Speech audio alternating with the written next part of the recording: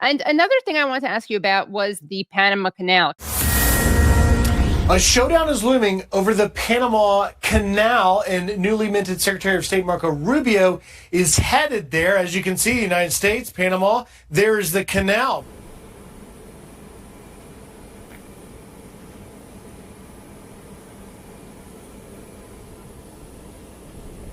China is operating the Panama Canal, and we didn't give it to China. We gave it to Panama, and we're taking it back. Because I don't think a lot of people even know the history and the significance of the Panama Canal. Can you talk about that? Panama was part of Colombia. It was a province of Colombia up until 1903. I mean, it was in 1901, 1903. And the United States wanted a canal. Other sites for a potential canal was that thin part of Mexico, or maybe through Nicaragua, connecting through Lake Nicaragua. There was an effort to build a canal through Nicaragua, and then Panama was settled on, and basically Theodore Roosevelt and during the Roosevelt, basically ginned up an independence movement in Panama. That then Roosevelt sent battleships stationed off the coast and recognized the independence of Panama. So right. Colombia was angry about this for quite a long time, and the work on the canal got started, I think, in 1905, and it was still going on by 1911, 1912, 1913. It was about to be wrapped up, and Woodrow Wilson was president, and Wilson, this was the early Wilson before he turned darker, and he actually paid reparations to Colombia for the U.S.'s actions with Panama, and it threw Roosevelt into a hissy fit, a nationalist hissy fit. I mean, Roosevelt started touring the country, giving talks about, so this is like, Panama is a very a fetish object for the U.S. right for quite a long time. Roosevelt would say, well, if Wilson really believes that we took the canal, that we took Panama illegally, then he should stop work and U.S. engineers should leave Panama bag and baggage and just let the Colombians finish the canal. And of course, that's not what happened. Jimmy Carter negotiated, the return of the canal, which eventually was returned during the Clinton and last years of the Clinton administration, and Ronald Reagan ran on keeping the canal. It's long been a kind of, an object of, within the right, the nationalist right. Kind of obsession with. Panama has run the canal for over 2 decades, and it's run it quite efficiently. It upgraded it and maintains it. It traffic flows. There's been no problems. It's not a sea level canal. It's there's a series of locks because one part is higher than the other, and so there is talk about building a wider modern canal that didn't have to which ships could move through quicker and faster without having to wait for the movement of the locks and the films of the locks. But as to whether Panama is charging us more money than they should is charged. I mean, I don't know what the rates are about shipping rates. I don't know. That sounds like such a New York real estate. Right. I mean, this is somebody who doesn't pay his own bills. Right. It's funny though that he didn't run on this. And here's the thing: the president of Panama is a conservative, and this is like typical Trump. Trump, Latin America is really kind of, teetering between the right and the left at the moment. There's Lula's in Brazil, but he's sick, and Bolsonaro's in waiting. Boric and Gabriel and Boric in Chile isn't popular. Petro is very vocal, but he's his poll numbers are pretty low. There's Honduras, there's Uruguay, there's a few center left governments. But you have Bukele in El Salvador. That was really much closer to a fascist regime than Trump in terms of mass incarceration. But people are fed up with crime. The crime is on the rise. And people find that solution very attractive. So there's a potential base for Trumpism within Latin America to make MAGA a continental hemispheric movement. So on the one hand, there's that, but then on the other hand, as your previous guest was speaking, Trump's actions also provoke a backlash, because the idea of sovereignty, national sovereignty, is very cherished in Latin America. Even with Canada, Doug Ford comes from the Ford family, right? MAGA before there was MAGA, is running around wearing a hat. Canada's not for sale. Maybe we'll buy Minnesota. So it seems like Trump, even though the potential is there to actually become an international movement, a hemispheric movement, which would be horrible, right? It would be a disaster. Trump almost can't help himself by provoking the people that could be natural allies. And can you talk about the significance of McKinley, President McKinley, and the way that Trump has kind of embraced him? There's obviously Mount McKinley, which was called Denali. He, I think, fashions himself like a modern day McKinley. But as you pointed out in this interview that you just did with the New Yorker, there are significant differences. Yeah, yes. Well, one of them was massive immigration into the United States and an open border on Mexico at the time with no checks whatsoever. It was in the 1890s. McKinley was McKinley's known for two things, most importantly. One is the War of 1898. So with the U.S. frontier closed, McKinley makes that leap into the next stage of the United States' weird brand of informal empire. Takes Panama, takes Puerto Rico, Cuba, the Philippines, Guam, and turns Cuba into an independent republic, although more of a trusteeship.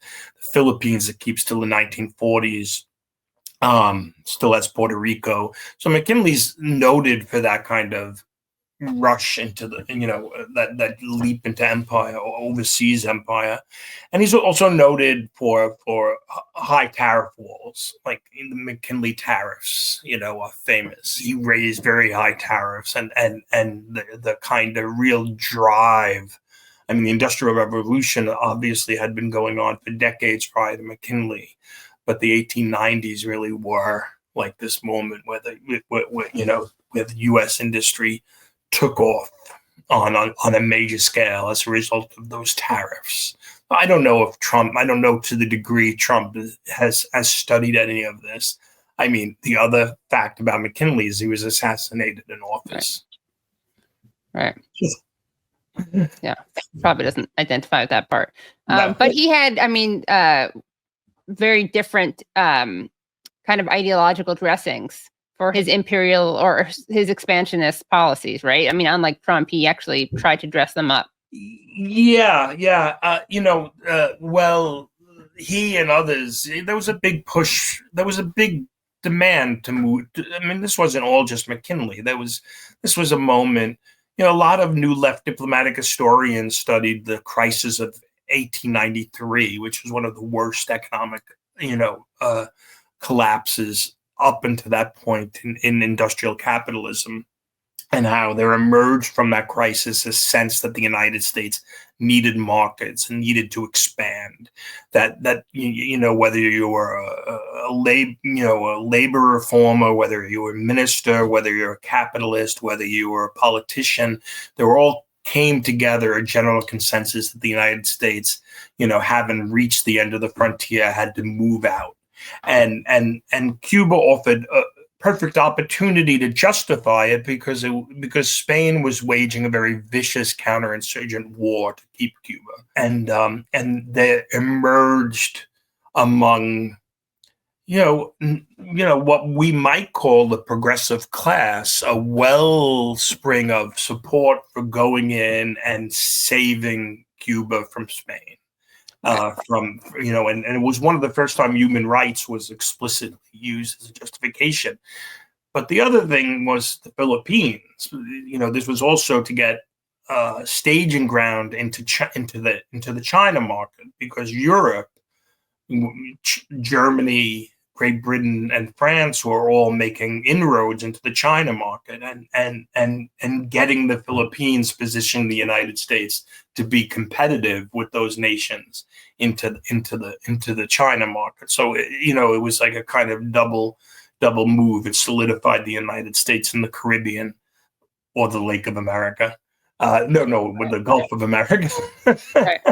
As it's now called, and set the United States up to move into China. I actually want to just show a clip of Donald Trump from his inauguration, because it almost was like written for Greg Grandin to analyze. So let's just take a look at this short clip of Donald Trump. The United States will once again consider itself a growing nation, one that increases our wealth, expands our territory, builds our cities, raises our expectations, and carries our flag into new and beautiful horizons.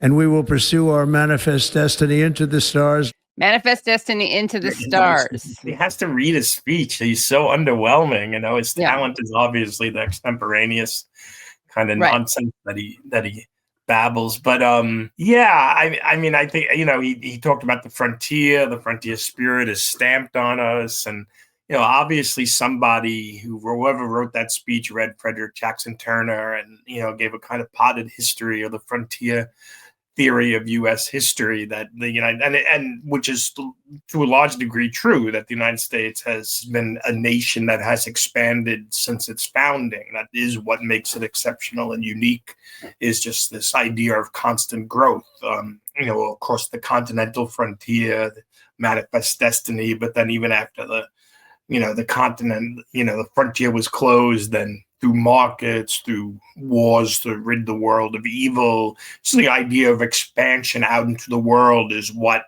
makes the United States thrive. It's where we can vent, extremism, where you reconcile different constituencies with contradictory interests.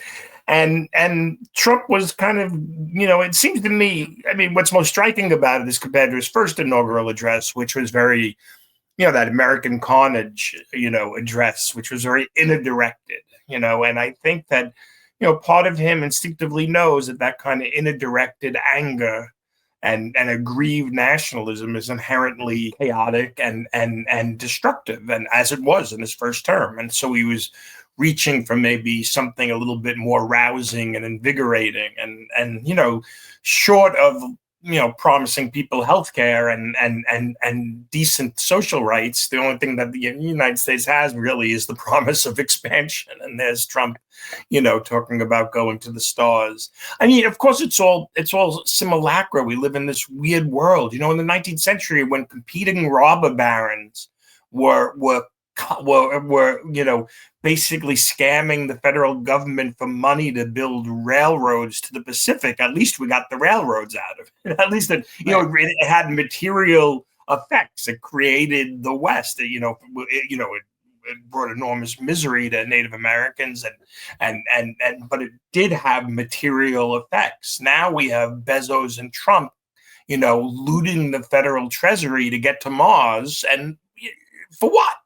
It's like the dream world of billionaires we live in, and so Trump. So it is interesting. But what else is interesting is all of this very aggressive. He actually said, once the frontier closed, other presidents continued the metaphor of the frontier through science and markets and whatever.